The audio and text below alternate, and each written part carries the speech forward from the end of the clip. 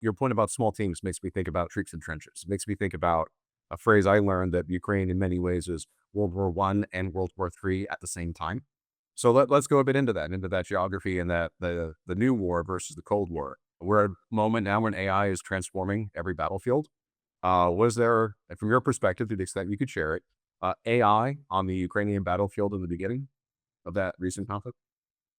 I think at the beginning, probably not. I think at the beginning, if you're honest, you've got two militaries that were very much legacy militaries in some ways. This is the Russian force that came in, and a lot has been written and talked about probably the degree of unpreparedness that they expected or had because they expected this to essentially be a cakewalk. And I think you'll also find that the Ukrainian military wasn't kind of up to where it needed to be. So day one, and for the Ukrainians, and I think they're right, this didn't start in February 2022. This was 2014. This was Crimea. But for our purposes, if we talk about 2022 as the start point, these are two kind of militaries that aren't really embracing technology in a way, but certainly on the Ukrainian side, they understand they are gonna have to get after it and get after it quickly because they recognize their number one shortcoming really was manpower and munitions. There just wasn't enough 1.5. You saw expenditure rates of 155 that we hadn't seen, to your point, since World War II.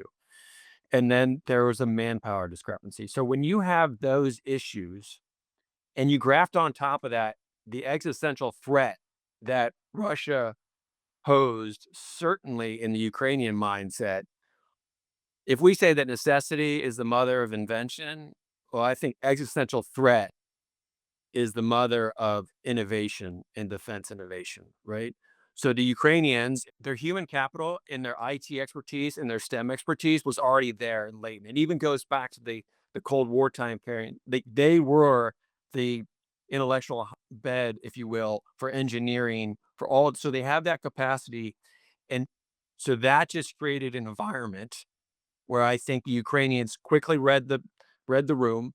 They had the human capital, they had the urgency that all came together, not to mention the civil society, which was incredibly important in Ukraine to really fund, right? This is the capital stream. You can have the best ideas, but if you don't have a way to fund it and get it quickly. So that's where you just see this amazing, fast, you know, slap shot at times, just get it to the front, see if it works, because we don't have any other options given the threat.